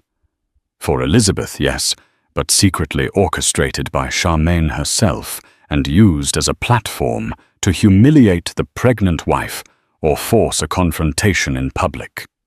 She cornered Damien one evening with a proposition. "You never do anything big for Elizabeth," she said sweetly. "Why don't we celebrate her pregnancy? It'll be good, Pierre. Everyone in your social circle will know you're a family man. You're committed to your wife." He stiffened. "Elizabeth is very private. Besides, she's in Connecticut, and you know she's had complications before. She wouldn't want a big show." "Oh, hush," Charmaine insisted. "We'll make it a small, intimate affair. A high-end baby shower with carefully vetted guests. I'll handle everything discreetly. It'll be a great show of unity, especially for the tabloids. You could even do it at one of your properties to keep it private." Damien frowned, torn. "I don't think Elizabeth would appreciate it if a stranger organizes her baby shower." Charmaine placed a manicured hand on his shoulder. "Sweetheart, you need to show your support to your wife. Let me help. I'll ensure it's tasteful. No press, just close friends. I'll do all the heavy lifting. Besides, if you throw a shower for her, it'll erase all those silly rumors about me and you." Her eyes sparkled with the hidden motive, a chance to stake her claim in his life, to show Elizabeth and the world that she was more than just a rumor. Damien was reluctant, but eventually conceded, thinking it might indeed quell whispers of scandal if there appeared to be a friendly relationship between the two women. Charmaine couldn't help but smirk when he agreed. She quickly sent out invitations, making sure to invite only select members of high society and a few of Elizabeth's acquaintances. She didn't invite Elizabeth's family or closest friends. She wanted to keep the event's planning under her strict control. News of the upcoming baby shower spread quietly through upper-crust circles, almost as if it were a secret event for the select few. Elizabeth heard about it from Bella Thompson, who received an invitation by email. Elizabeth's confusion grew. A baby shower hosted by Charmaine Delgado. The name alone made her heart skip a beat. Instead of confronting Damien directly, Elizabeth decided to keep her composure. She confronted him calmly on a phone call. "Why is Charmaine Delgado organizing my baby shower?" Damien cleared his throat, his tone reassuring. "I wanted to do something special for you," Charmaine volunteered. "She's helping me out. I have so many business commitments, and you know she's got connections in event planning circles. She promised it would be small and refined." Elizabeth's gut twisted, but a part of her wanted to believe he was telling the truth, that Charmaine was merely a helpful business associate. She grudgingly agreed to attend, if only to avoid stress and hope for the best. After all, she had always wanted a moment to celebrate her pregnancy with friends. Maybe this was an olive branch. Maybe it would help her and Damien reconnect. But behind the scenes, Charmaine pulled every string to make this baby shower a spectacle. She selected an opulent venue, a palatial rooftop terrace belonging to one of Damien's real estate partners overlooking Central Park. She ordered pastel floral arrangements, towering centerpieces of orchids and roses imported from a prestigious florist in Paris. There would be a harpist, a string quartet, an array of gourmet amuse-bouches, and a cake so lavish it rivaled wedding tears. In the hush of her private thoughts, Charmaine planned her own unveiling. She would arrive looking stunning, the perfect hostess. She'd drop hints about her closeness with Damien to unnerve Elizabeth. And if all went according to plan, Elizabeth would be so overwhelmed she might even retreat, leaving Charmaine to bask in Damien's spotlight. As the date of the shower approached, Elizabeth felt an unshakable anxiety. She was 7 months pregnant, trying to remain calm for the sake of the baby. Bella accompanied her to Manhattan, insisting she shouldn't go alone given her fragile emotional state. They arrived at the luxury hotel where Damien had booked them a suite. When Elizabeth entered the penthouse suite, she found a note from Damien, apologizing that he wouldn't be able to join her immediately. He had an urgent business dinner. She sank into the plush sofa, tears threatening.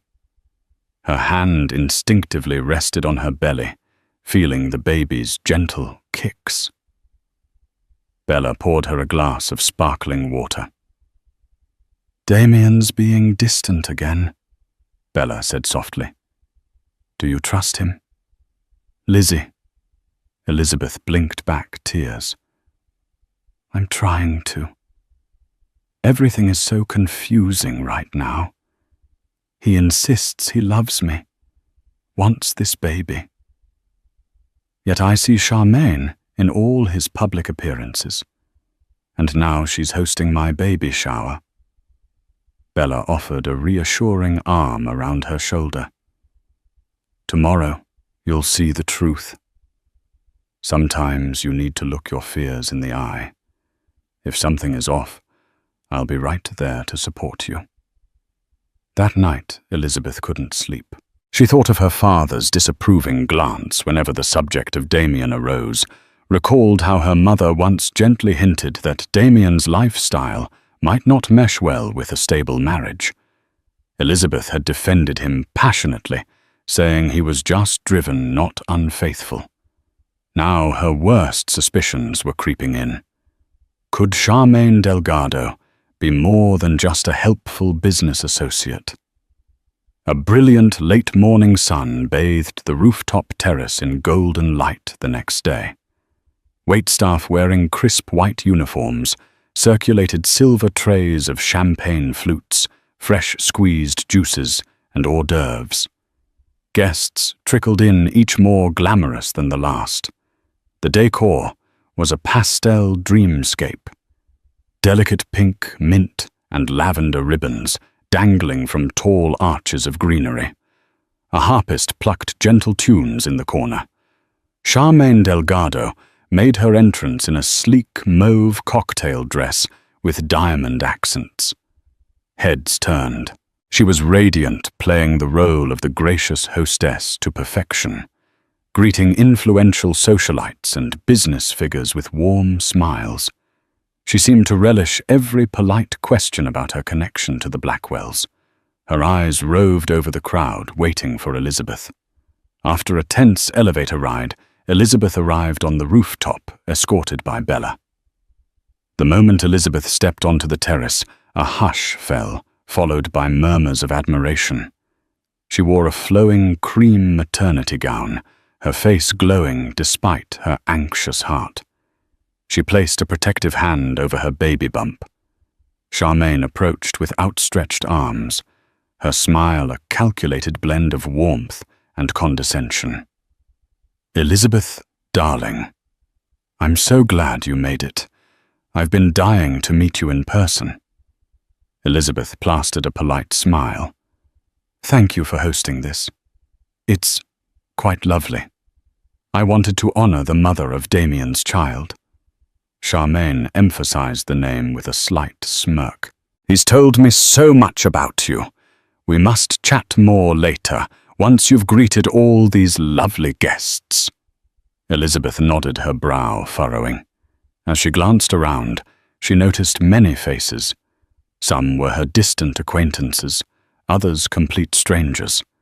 Few of her real friends were here. It felt like Charmaine's friends, Charmaine's alliances.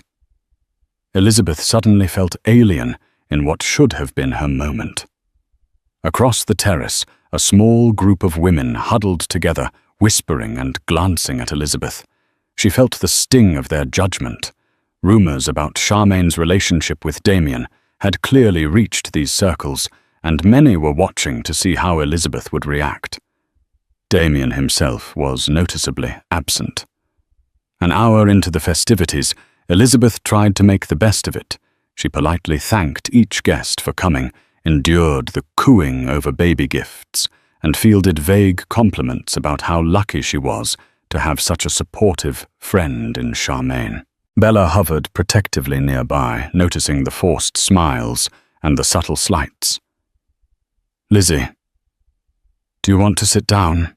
Bella asked gently. "You look pale." Elizabeth felt overheated, but she forced a reassuring smile. "I'm fine. Just need a bit of water." Bella guided her to a seat.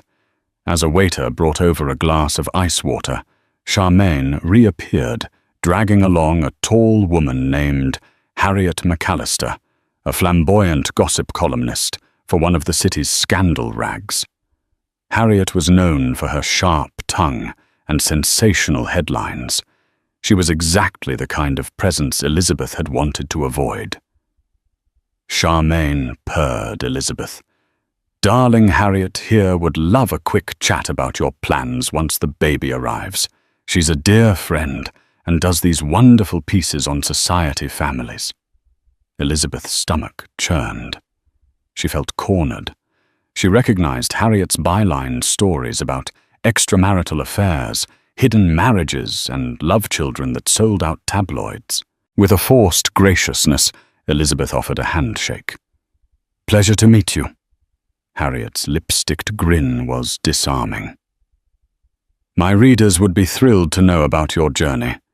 We rarely see you in public. Are you hoping to step into more philanthropic work?" After the baby, Elizabeth recalled her ongoing involvement with children's art education. "I've always been philanthropic, Harriet. My work with underprivileged children is where my heart lies." Harriet's gaze flickered to Charmaine, as if searching for a bigger story. "And how has Ms. Delgado here helped you prepare for motherhood?" Elizabeth swallowed her discomfort. "She's kindly hosting this shower. It's very thoughtful of her." Charmaine smirked, hooking an arm around Harriet's. "Damien trusts me implicitly with these sorts of things. We've collaborated on many projects." Elizabeth's heart hammered. She wanted to scream. Instead, she smiled politely, feeling a swirl of nausea. Harriet's eyes gleamed, sensing tension. "Well, I look forward to writing something wonderful," Harriet said, in a tone that implied she wanted to dig up drama. "Thank you both." As Harriet wandered away, Charmaine leaned in close to Elizabeth, lips curling in a mocking smile. "You must be so exhausted. Sure you can handle all this excitement?" "Dear," Elizabeth met her gaze firmly. "I'm fine. I hope Damien arrives soon. This is after all our baby shower." Charmaine's eyebrows arched, a spark of triumph in her eyes. "Oh, he'll be here. Don't worry. He wouldn't miss his own event." From across the terrace, Bella flashed Elizabeth a worried look. Something was brewing, and they both sensed that Charmaine had not yet played her final card. Mid-afternoon, a wave of murmuring swept through the guests. Damien Blackwell entered, flanked by a couple of his business associates. He wore a tailored charcoal suit, exuding confidence, even as tension pinched the corners of his mouth. Elizabeth mustered a smile as she approached him. He leaned down to kiss her cheek, whispering, "You look beautiful." She forced a smile. "Thank you." Without missing a beat, Charmaine swooped in, greeting Damien with an intimate hug that lingered too long. Elizabeth's jaw tightened. Some guests averted their eyes uncomfortably. Others watched eagerly for signs of drama. Damien cleared his throat.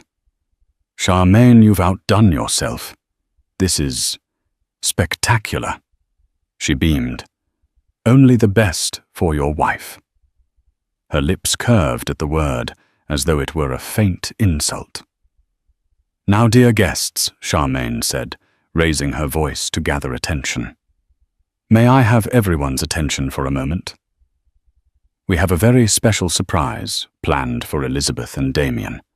Two waiters wheeled out a multi-tiered cake adorned with sugar roses and a shining gold bee for baby Blackwell.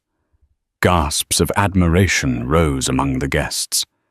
Charmaine continued, "This baby represents a new chapter in the Blackwell legacy.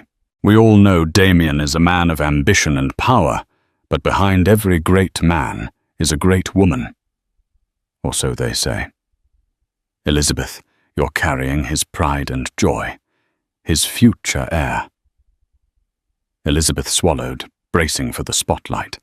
She felt a wave of relief that at least in this moment, Charmaine's speech sounded oddly supportive. But then Charmaine's gaze flicked to Harriet McAllister in the crowd. Sometimes, Charmaine said, "The greatest test of love is how we handle adversity." And I think we all need to raise a toast to that. Because it's not just about the baby. It's about forging a future that might change the face of the Blackwell Empire forever. A hush fell as glasses were lifted. Elizabeth felt something ominous in Charmaine's words. Damien's expression was inscrutable, yet a slight twitch in his jaw betrayed tension. "Cheers!" Charmaine declared, her eyes flashing with triumphant challenge. Glasses clinked, but no one seemed entirely at ease. It was as though the moment was waiting for something to drop like the hush before a devastating storm. The cake was sliced. The harpist played softly, and guests milled about in the golden glow of early evening. Bella pulled Elizabeth aside gently, pressing a crisp document into her hand. "Lizzie, this came by courier for you at the hotel front desk. It's from your father." Puzzled, Elizabeth unfolded the paper. Her eyes scanned over a statement from her father's attorney referencing property transactions tied to Damien and Charmaine Delgado, purchased under a shell corporation. Elizabeth's heart stuttered. So it was true he was financially supporting Charmaine in more ways than a simple fling. There was mention of a property in Paris, high-end jewelry acquisitions, and hush money payments disguised as consulting fees. Tears pricked Elizabeth's eyes. Her father had, in his own cautious way, tried to protect her. This document spelled out a betrayal more devastating than any rumor. She glanced at Bella, who squeezed her hand in support. Elizabeth took a steadying breath.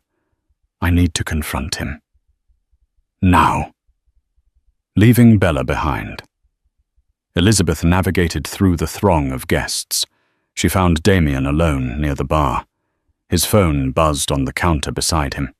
He looked anxious, swirling the amber liquid in his glass. She handed him the document, voice quivering. "Damien, what is this?" He scanned the pages, color draining from his face. "Elizabeth, I can explain." Her voice rose, trembling with anger and heartbreak. "Explain how you're buying properties for this woman while I'm at home pregnant with your child. How many lies have I believed? Were you ever traveling on business or just off with her?" He tried to grab her hand, but she recoiled. "It's complicated. I was trying to protect you, the baby. My deals are huge. They require alliances." Charmaine was Elizabeth's eyes glistened. You used me. I was carrying your child, hoping we'd be a real family, and you've been building a future with her. A hush spread as guests nearby picked up on the argument. Charmaine across the terrace watched like a hawk, lips curving into a small smile. Damien struggled for composure, but the tension in the air crackled. Elizabeth turned away, tears streaming. She was about to flee when Charmaine made her final move. Charmaine approached, feigning concern. Elizabeth, darling, is something wrong? Elizabeth glared at her. Don't darling me. You know exactly what you've done. Damien looked on helplessly. Charmaine battered her lashes, turning to the onlooking crowd. My friends, please, let's give Damien and Elizabeth some space. Then, in a lower voice, she added, We're all on the same side, right? This is Damien's baby, after all. Elizabeth's voice cracked. You have no business in my marriage. Charmaine smirked. I hate to be the bearer of difficult news, but you might want to brace yourself. She placed a hand on her own stomach.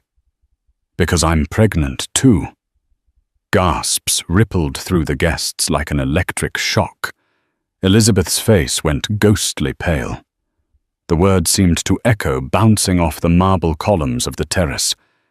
Damien's eyes widened in horror. What Elizabeth breathed, barely able to stand. Bella rushed to her side, supporting her. Charmaine's smirk deepened. Surprised Damien is going to be the father of my child? That's the real reason I planned this shower. A test run, if you will, for the bigger celebration.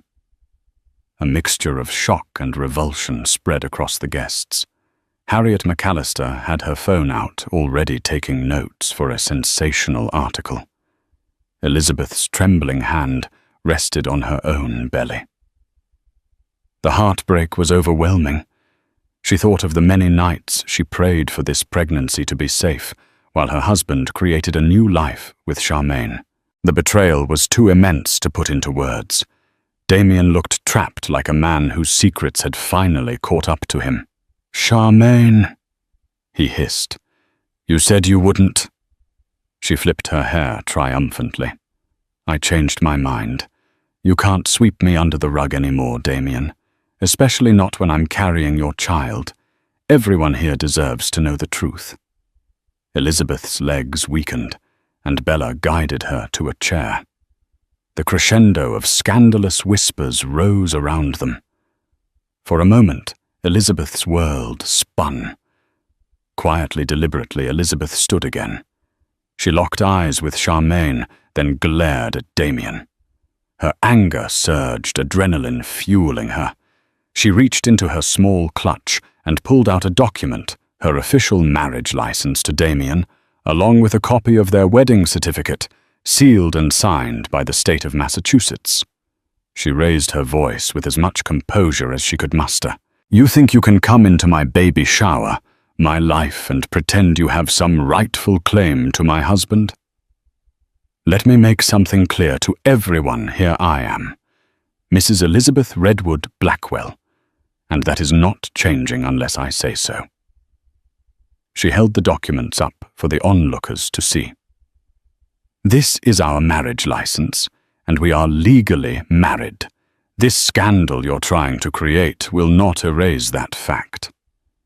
Charmaine's composure wavered for a second, but she quickly regained her smugness. Legally married or not, I'm carrying his child. That's a bond you can't break. Elizabeth's tears were gone, replaced by anger and the fierce protectiveness of a mother. Get out of my face! Damien tried to step between them. Both of you calm down. This is not the place for Elizabeth turned on him with fury in her eyes. Not the place, Damien. You let your mistress plan my baby shower. You humiliated me in front of all these people. You might have impregnated her too, and you have the audacity to say this is not the place. He reached for her hand, but she pulled away. The tension in the air was suffocating. Harriet, phone in hand, was practically salivating at the unfolding drama. The hush gave way to frantic whispers. Some guests discreetly slipped away, wanting no part in the public meltdown. Others stayed transfixed as though watching a train wreck they couldn't turn away from. Elizabeth staggered, pressing a hand to her belly. Bella, alarmed, quickly came forward. "We need to get you out of here, Lizzie." Charmaine sneered. "Oh, the poor dear. Maybe next time she won't be so self-righteous when she's married to a man who can't stay faithful." Elizabeth's voice trembled with outrage. "If I wasn't pregnant, I'd slap you right now." Bella, furious, snapped. "Let's go, Lizzie. This isn't worth risking your health." They made their exit, the stunned crowd parting like the Red Sea to let the pregnant wife pass. Charmaine's lips formed a triumphant smirk, as though she had won something. But in truth, she had just ignited a scandal that would haunt all three of them. Damien hesitated a moment, torn between chasing Elizabeth and dealing with Charmaine. Ultimately, he rushed after his wife, leaving Charmaine in the middle of the shell-shocked guests. Harriet McAllister wasted no time snapping a covert photo of Charmaine's smug face. Later that evening, social media was ablaze with rumors of the fiasco. Several guests posted cryptic updates. Never seen a baby shower end with such fireworks. Harriet McAllister teased a big expose fueling interest in every corner of Manhattan high society. Back in the penthouse hotel suite, Elizabeth was inconsolable. She had locked herself in the bedroom while Bella tried to calm her down, urging her to rest, to think of the baby. When Damien arrived, Bella blocked his entrance. "Lizzie doesn't want to see you right now." Damien spoke in a low, urgent voice. "I need to explain." "Please, Bella." Bella's eyes flashed with protective fury. "Explain how you lied to her for months, how you not only cheated on her but let your mistress host her baby shower." "Just go, Damien. You've done enough." The door cracked open. Elizabeth's voice, weak from crying, emerged. "Let him in, Bella. I need to hear what he has to say." Reluctantly, Bella stepped aside. Damien entered and found Elizabeth sitting on the edge of the bed. Her eyes read a box of tissues at her side. "Lizzie," he began softly. "I'm sorry. I never wanted this to happen." "Charmaine. Well, she was more than a fling, but never meant to replace you." She looked up, anger and heartbreak shining in her eyes. "Is she really pregnant?" He hesitated. "She says she is, but I haven't seen any medical proof. She blindsided me too. I swear I never intended for that to happen." Elizabeth let out a bitter laugh. "So it's a possibility. I was home carrying our child while you were off impregnating someone else." He sank to his knees beside her. "There's no excuse. The truth is I got caught up. I was lonely traveling, dealing with pressure.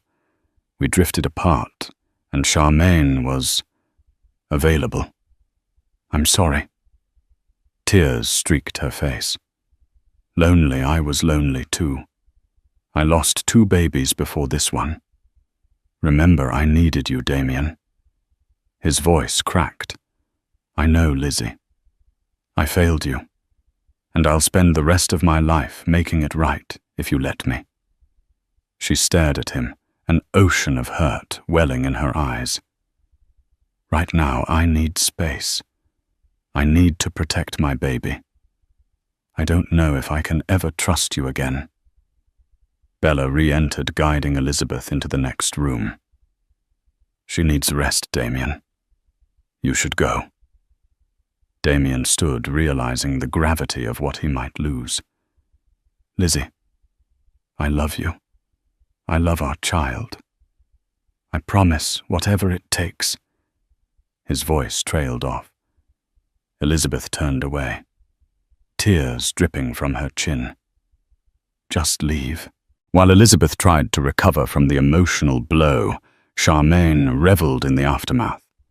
She sat in her own luxury apartment, scanning gossip websites. They'd already begun posting sensational headlines. Millionaire, real estate, mogul faces baby shower scandal, 2 women. 1 baby or 2. She sipped champagne. Smiling at the tabloid photos, one showed Elizabeth, tear-streaked, holding the marriage license aloft. Another captured Charmaine's triumphant smirk. But her phone rang with an unexpected call. Gerald Anderson, one of Damien's close business associates, an older man who had brokered many of Damien's biggest deals. Charmaine answered playfully, "Gerald, darling." "Calling to congratulate me?" Gerald's tone was ice. "You've made a spectacle of yourself and Damien. This fiasco is dangerous for the company. The board is worried about negative press. Damien's deals in Asia are already wavering. Investors don't like scandal." Charmaine rolled her eyes. "Tell them to relax. All publicity is good publicity. People will forget in a week." Gerald's voice hardened. "Not this time. Your stunts might cost billions. Damien's name is on the line, and so is yours if you keep pushing this. I'd advise you to disappear quietly or face legal consequences." Charmaine bristled. "Legal consequences for carrying his child? Don't be absurd. I have my own resources. Damien won't let anything happen to me or the baby." Gerald's laugh was humorless. "You're naive if you think he'll jeopardize his empire for you. My recommendation: lay low, handle this discreetly, and pray that Elizabeth doesn't drag you through court. That would be a bloodbath you can't win." The line went dead. Charmaine's smirk wavered. She realized with a chill that no matter how cunning she was, she might be playing a game against forces far larger and more ruthless. Still, she refused to be intimidated. Damien might be the father of her unborn child if she was indeed pregnant, and she intended to leverage that to her greatest advantage. Days turned into a week, and the scandal didn't die down, as Charmaine had predicted. If anything, it spread further.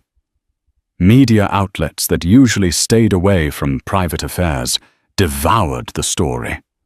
Online forums buzzed with speculation. Damien's reputation took a hit, and so did the share price of some of his companies. In Connecticut, Elizabeth tried to find solace. She spent hours in her art studio painting her emotions, swirls of dark blues and fiery oranges depicting her turmoil. Bella stayed with her, ensuring she ate and rested. Late one afternoon, her father, Jonathan Redwood, arrived. He was a tall, stern man who rarely showed emotion. When Elizabeth saw him step into her living room, she burst into tears. She was Daddy's little girl, and her heartbreak was palpable. He held her gently. "I'm here now, Lizzie. We'll fix this." Through sobs, she recounted everything. The baby shower. Charmaine's bombshell, the public humiliation. Jonathan listened quietly, anger flashing in his eyes. "It's time to think about your future, not just your marriage," he said in a measured tone. "Damien's not the only one who can protect you financially. You have your trust fund, and your mother and I will support you. If you want a divorce, we'll ensure you and the baby are taken care of." Elizabeth's lips trembled. "I love him, Dad, but I can't be with someone who betrays me. Not if he won't change. I have to put my baby first." He squeezed her shoulder. "Your mother and I stand behind you. We'll consult with top lawyers. Whether you want a settlement or full custody, We'll figure this out. Elizabeth took a shaking breath. I just need time to think. I don't want a drawn-out court battle. It's too much stress for the baby. But I won't let Charmaine ruin my life. Her father nodded. Take all the time you need. We'll keep your options open. In that moment, Elizabeth felt a seed of strength. She might have lost faith in her marriage, but she wasn't helpless. She had her own resources and a powerful family behind her. She vowed not to let her child suffer because of Damien's mistakes. Meanwhile, Damien scrambled to contain the fallout. He held emergency meetings with his PR team and business partners. They devised a strategy to minimize damage, releasing a statement that personal matters are being handled privately and urging the media to respect the family's privacy. But the tabloids thrived on scandal, and every new rumor about Charmaine's alleged pregnancy fueled more headlines. Damien left countless voicemails for Elizabeth. She rarely answered, speaking only when absolutely necessary, mostly about her doctor's appointments. Desperate, he drove to Connecticut unannounced, ignoring his schedule of business calls. He found Elizabeth in the backyard garden, tending to a patch of hydrangeas. She looked serene, though heartbreak lingered in her eyes. Bella, seeing Damien approach, quietly slipped inside. Elizabeth rose, wiping her hands. Damien. He swallowed hard. Lizzie, I know you need space, but I had to see you. She shrugged. I'm guessing your board is demanding that you fix this mess. He sighed. They are. But that's not why I'm here. This is about us, our baby. I'm sorry I let Charmaine get so close. I was an idiot letting her host that shower. And if she's really pregnant, I'll deal with it. Elizabeth inhaled slowly, the weight of her sorrow evident. I'm not sure there's an us to fix anymore, Damien. You humiliated me. You lied. You might have fathered another child. How do we come back from that?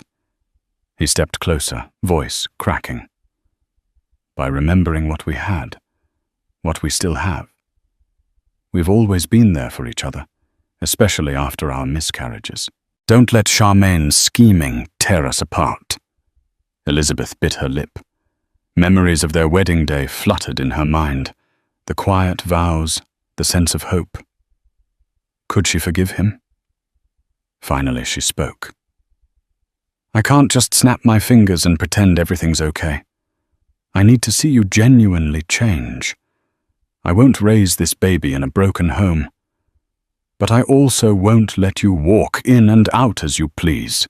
It's all or nothing. He nodded, tears gleaming in his eyes. I understand. Whatever it takes, I'll do it.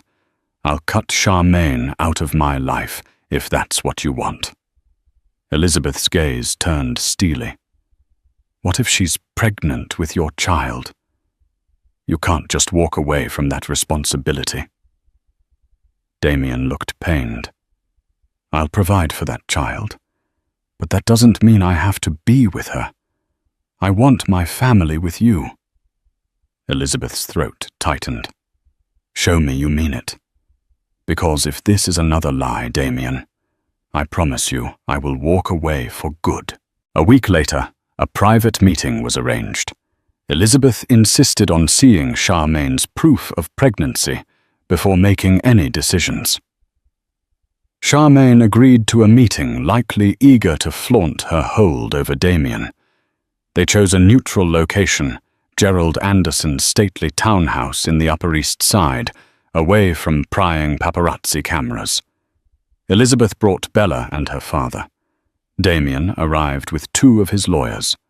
Charmaine came with a small entourage, including a self-proclaimed celebrity attorney known for high-profile cases. Tension was thick.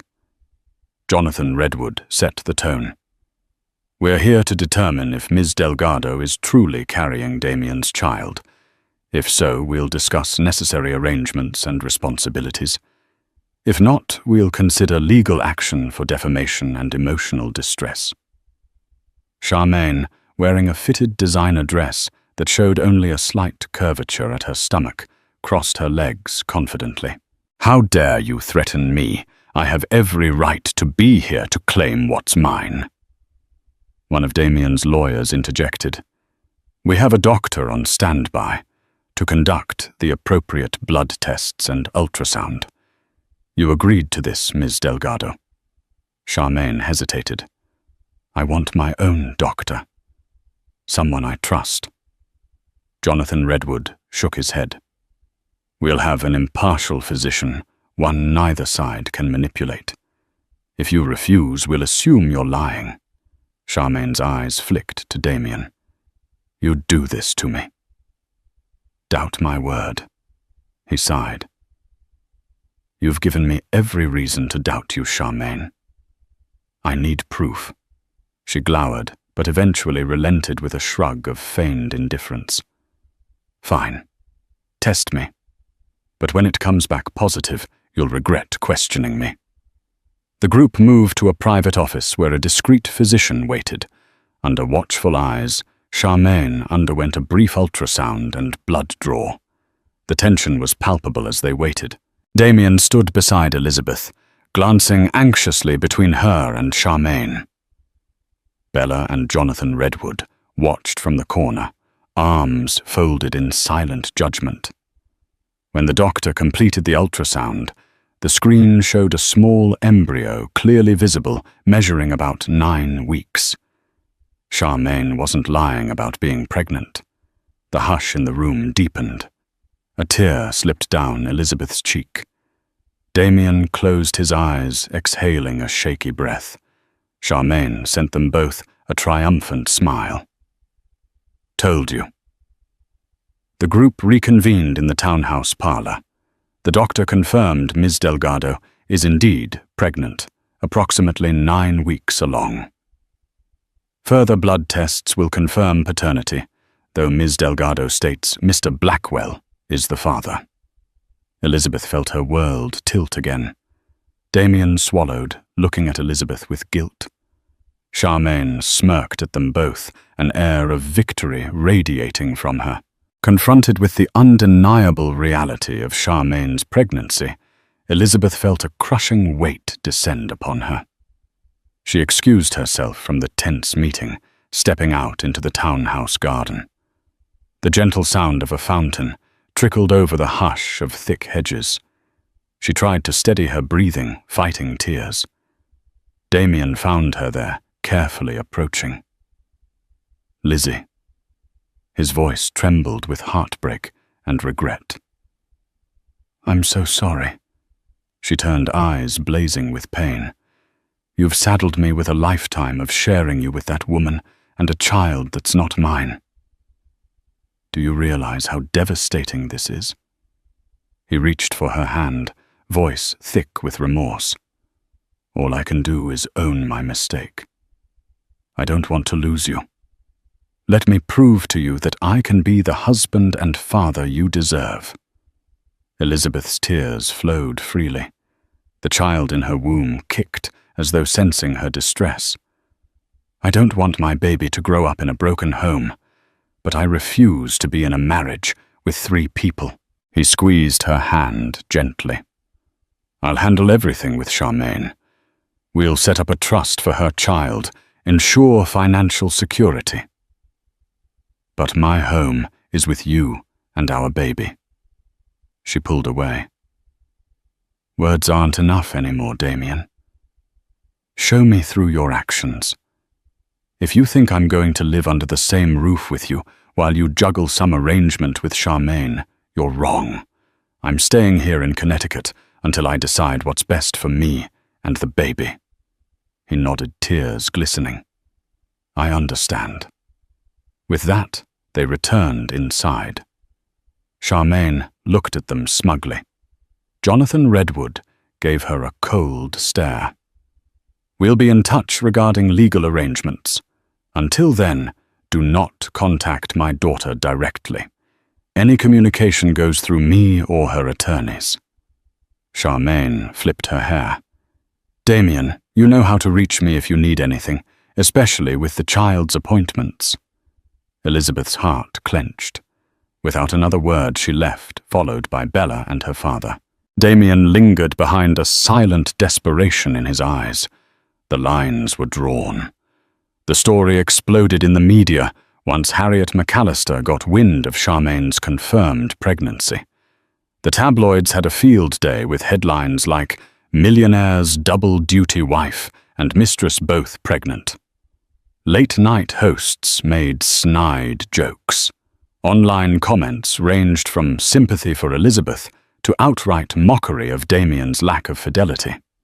Elizabeth retreated to Connecticut, turning off her phone for days at a time, focusing on her health and painting to channel her emotional turmoil. Bella stayed with her, creating a buffer against the swirling press. Jonathan Redwood consulted with divorce attorneys, property lawyers, and PR strategists to weigh every possible outcome for Elizabeth. Damien did his part to distance himself from Charmaine, if only to placate Elizabeth and salvage his marriage. He cut off personal contact channeling communication through his lawyers. He tried to focus on his business acquisitions, but investors grew skittish.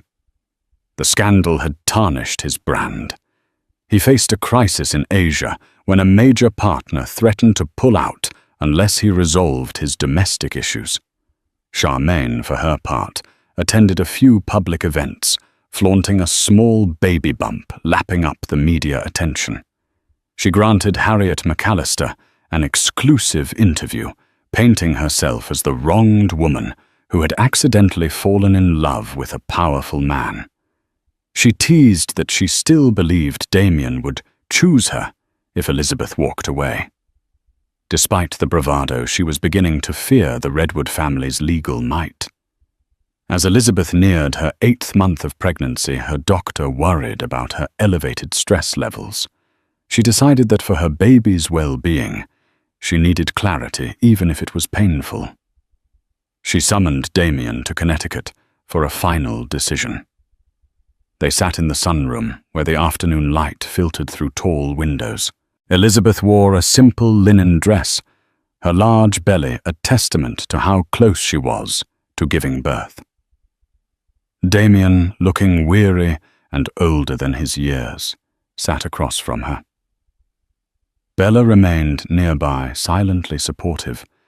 Elizabeth spoke first, her voice calm but resolute. "I've had time to think.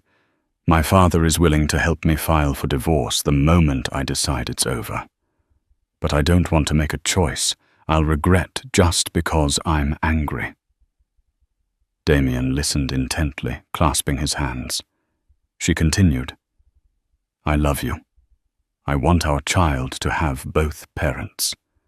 But I won't be humiliated or lied to. If I stay, I need to know Charmaine is out of our life in every possible way, except for the child you'll need to support. That's unavoidable, but I will not have her at family events in our homes or near me." Damien's eyes brimmed with tears. "I swear, Lizzie, I'll do whatever it takes. I want to raise our child together, and I'll protect you from her. I made a mistake, a catastrophic one, but I refuse to lose you because of it." She inhaled shakily. "Charmaine won't go quietly. You've seen how she craves attention. She's going to hold this child over your head, and she might stir up more drama. If it becomes too toxic, I'm gone." He nodded. "I understand. I'll sign any post-nuptial agreement you want. We can set up a legal framework for Charmaine's baby. Child support visitation. Everything will go through attorneys. No personal involvement." Elizabeth's voice trembled. "I'm giving you one last chance, Damien. Don't betray me again, because I won't survive another heartbreak." He moved to kneel in front of her, gently placing his hand on her belly. "Thank you," he whispered, "for giving me a chance to be a better man for our baby." She placed her hand over his tears, spilling. "Don't waste it." A month later, Elizabeth's contractions began late at night. Bella drove her to the hospital, and Damien rushed from the city the moment he got the call, in the sterile glare of the maternity ward. Elizabeth labored through hours of pain, her screams echoing in the corridor. Finally, a healthy baby girl was delivered, wailing with robust life. Damien broke down in tears when he first held his daughter, whispering thanks and apologies to Elizabeth. Exhausted, she smiled weakly, letting him kiss her forehead. There was a sense of fragile unity in that moment. Over the next few days, Elizabeth stayed in the hospital, regaining strength. Damien remained by her side, doting on the baby. Bella and Jonathan Redwood visited, offering cautious support. A swirl of media inquiry buzzed outside, but the hospital maintained strict privacy protocols. The Redwood name carried weight, ensuring Elizabeth could recover in peace. As Elizabeth held her newborn daughter, warmth filled her chest. Love, hope, and determination to protect this precious child. She watched Damien cradle the tiny girl who had his dark hair and her soft features. For a moment it felt like they were a real family, untainted by scandal. But reality loomed. Charmaine was nearing the midpoint of her pregnancy, and she would soon deliver a child who shared Damien's DNA. That future weighed heavily on Elizabeth's heart, even as she tried to savor the bliss of new motherhood. Elizabeth decided to move back to the Connecticut estate, permanently away from the city's gossip. Damien agreed, hoping to rebuild their relationship in the tranquility of the countryside. He spent more days commuting between the city and the estate, determined to show Elizabeth he was committed. Legally, Charmaine's child was recognized. Through carefully negotiated documents, she received a comfortable allowance, medical expenses, and a guarantee of ongoing child support once the baby was born. She tried to push for more face-to-face involvement, but Elizabeth refused. Damien kept his distance, only communicating through lawyers and the occasional phone call regarding medical updates. Charmaine's bitterness grew as she watched from the sidelines. She had expected a grand romance or a highly visible co-parenting arrangement that kept her tethered to Damien's life. Instead, she was relegated to the outskirts, a footnote in his empire. Though wealthy by association, she was still alone, pregnant with a man who'd chosen his wife over her. It wasn't the victory she'd imagined. For Elizabeth, life became a delicate balance, caring for her newborn daughter, grappling with the trauma of betrayal, and trying to trust Damien again. Each day that he returned from the city, without any sign of infidelity, was a small victory. She wondered if she could ever fully forgive him, but she loved him enough to try. Months passed, and the scandal gradually faded from public view, replaced by fresher celebrity gossip. Elizabeth and Damien shared quieter days at the Connecticut estate, cherishing the baby girl who had brought them a renewed sense of purpose.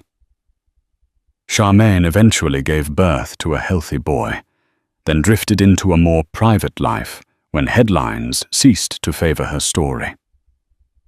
Still, the memory of that explosive baby shower lingered like a cautionary tale. In their elegant living room late at night, Elizabeth sometimes caught Damien gazing at her with a mixture of regret and gratitude. Their marriage was far from perfect, and trust was a fragile plant that needed constant nurturing. But they had chosen to move forward together. And that's the story of the millionaire who let his mistress host the baby shower, only for his pregnant wife to show up with their marriage license. Love, betrayal, and a chance at redemption if they can hold on. Thank you for joining us on this roller coaster ride of secret affairs, surprise pregnancies, and unexpected confrontations. If you were as captivated by this tale of love, betrayal, and redemption as we were, please hit the like button and let us know your thoughts in the comments below.